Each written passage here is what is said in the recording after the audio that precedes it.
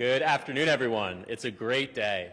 Not for nothing are we called the land of steady habits, and the story that you have heard about how we have finally come, the fourth to last state in the country to have a system of early voting here in the state of Connecticut, but a good and a robust one, is a long one, and it involves lots of people doing great work, starting with Secretary Merrill, who put us on this path and put in countless hours and sweat equity and political capital to make it happen.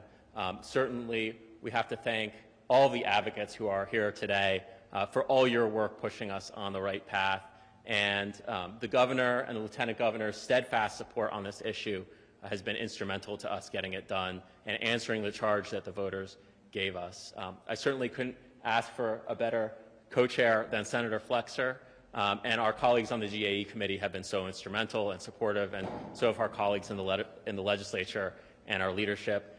And I want to say a special thank you to Secretary Thomas and her staff. They were absolutely instrumental to us putting together the system and making sure that it works for the people of Connecticut and the people who have to implement it. And on that point, sorry, you can clap.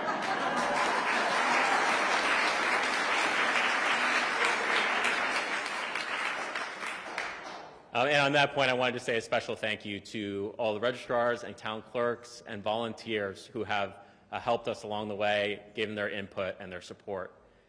You know, the right to vote is a fundamental one under both our state and our federal constitution, but even more than that, it is the right on which all other rights depend.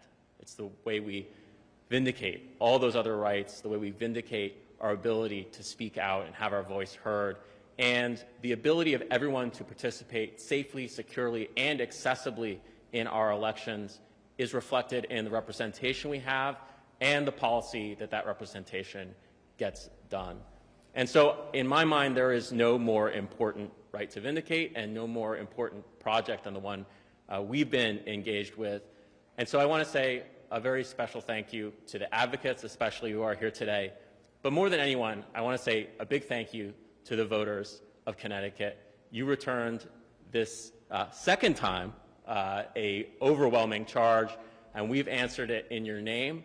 And again, we may be the land of steady habits, but we're developing some new habits now. I look forward to voting early with you. Thank you.